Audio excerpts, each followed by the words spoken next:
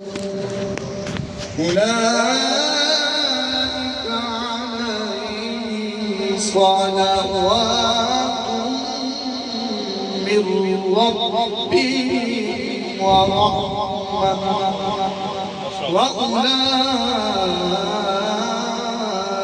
هم المهتدون. صدق الله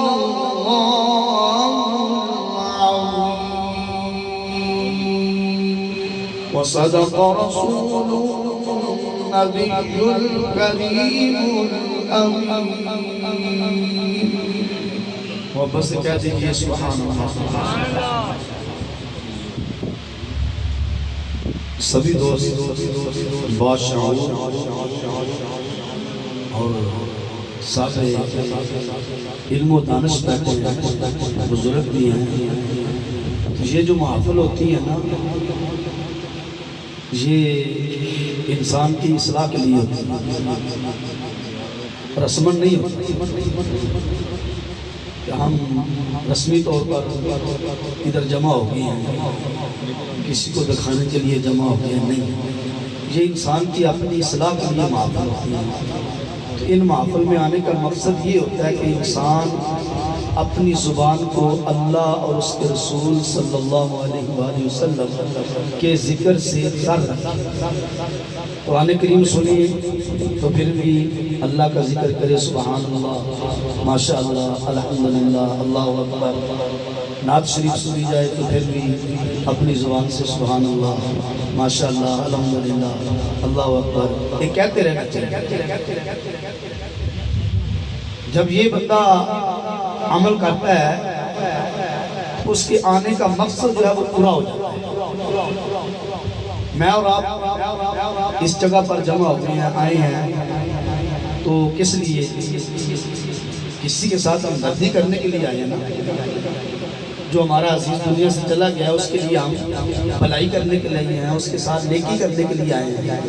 تو اگر آپ جیسے خاموشی کے ساتھ آئے ہیں ایسے خاموشی کے ساتھ بیٹھ کر کھانا کھا کر چلے گی تو اس کو کیا فائدہ ہوتا ہے؟ ہم اس کا سب بھلائی کر رہے ہیں. اگر آپ یہ عمل کر کے چلے جائیں کہ بھائی کچھ نہیں پڑھنا، صرف آئے ہیں گھر والوں کو منہ دکھانے کے لیے، اس کے جانے والے کے بھائی نے بھی دیکھ لیا مجھے، اس کی والدہ نے بھی دیکھ لیا، اس کے عزیز و اقارب نے بھی دیکھ لیا کہ فلاں بندہ آیا، اب کھانا بھی کھا لیا، اب گھر چلا گیا.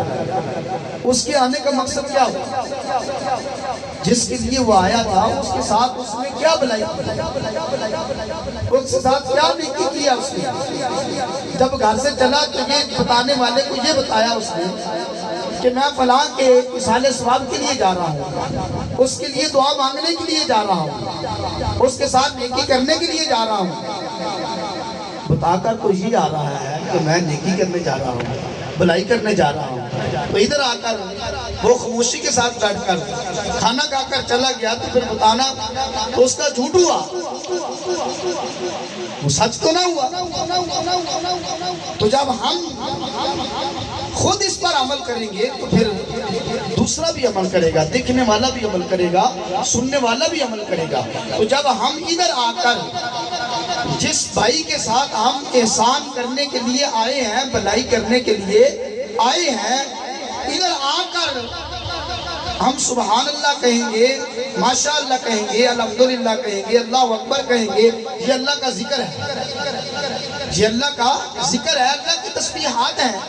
تو وہ مالک فرماتا ہے یا ایھا الذین آمنوا اذکروا اللہ ذکرا کثیرا، اے ایمان والو اللہ کا ذکر کثرت کے ساتھ کرو، وسبحوہ بکرۃ واصیلا، اور اس کی تسبیح بیان کرو صبح و شام، باقی اس کی بولو.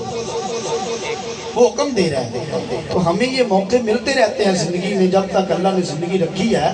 کبھی میلاد کی محفل میں، کبھی معراج کی محفل میں، کبھی 11ویں شریف کی محفل میں، کبھی قل شریف کی محفل میں، کبھی 40ویں شریف کی محفل میں.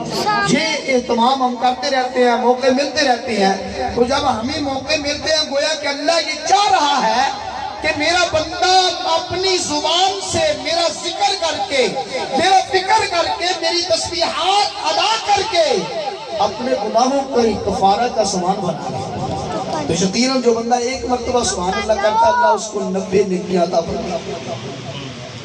ایک مرتبہ سبحان اللہ کہنے سے اللہ اس سبحان اللہ کہنے والے کو 90 نیکیاں عطا فرماتا ہے، پھر اس کے 90 گناہ معاف کرتا ہے، پھر اس کے 90 درجے بلند کرتا ہے۔ پھر مزید آقا کریم صلی اللہ علیہ وسلم نے فرمایا اللہ کریم اس بندے کے لامہ اعمال میں جنت میں ایک درخت لگا دیتا ہے جو بندہ محبت سے ایک مرتبہ سبحان اللہ کہتا ہے۔ کتنا بڑا اللہ کا انعام ہے۔ سبحان اللہ کہنے سے کتنا زور لگتا ہے، کتنی طاقت خرچ ہوتی ہے، تو دوبارہ کھانا پڑے گا۔ یہ سبحان اللہ ایک مرتبہ کہہ لیا ہے تو پھر کھانے کی طلب پیش ہو گئی، اتنا بسنی ہے۔ پھر آقا کریم صلی اللہ علیہ وسلم نے فرمایا کہ کچھ کلمے ایسے ہیں جو زبان پر ہلکے ہیں اور میزان پر بھاری ہیں، زبان پر ہلکے ہیں اور میزان پر ترازو پر بھاری ہے۔ وہ کون سے ہیں؟ سبحان اللہ و بحمدہ سبحان اللہ العظیم۔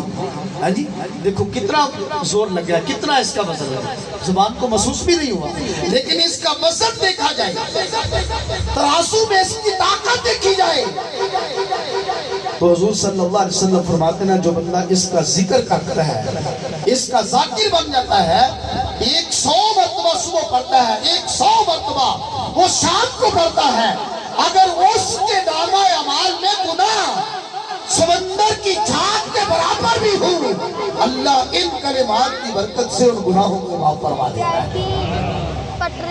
تو اس لیے جب بھی یہ زندگی میں آپ کو موقع ملے تو بغیر کہنے کے، بغیر کسی کی طرف دیکھنے کے، محبت سے آپ یہ اپنا عمل بنا لیں کہ میں ادھر آیا ہوں تو میں اللہ اور اس کے رسول کو راضی کرنے کے لیے آیا ہوں۔ جب اللہ اور اس کا رسول راضی ہو گیا تو پھر سمجھ لینا آپ کی بھی بگڑی بن گئی اور جس کے لیے آپ آئے ہیں اس کی بھی بگڑی بن گئی، اس کی بھی بگڑی بن گئی۔ تو ہم یہ کہیں گے، کتنی مرتبہ کہیں گے؟ 10 مرتبہ کہا جائے گا، تو یہ سارے کا سارا ثواب ہم جب مرنے والی کی روح کو پیش کریں گے تو کیا وہ خوش نہیں ہوگا؟ اللہ اس کی قبر کو جنت کا باغ نہیں بنائے گا؟ اللہ اس کی قبر میں اس کے لیے جنت کے دروازے نہیں کھولے گا؟ یقیناً کھولے گا۔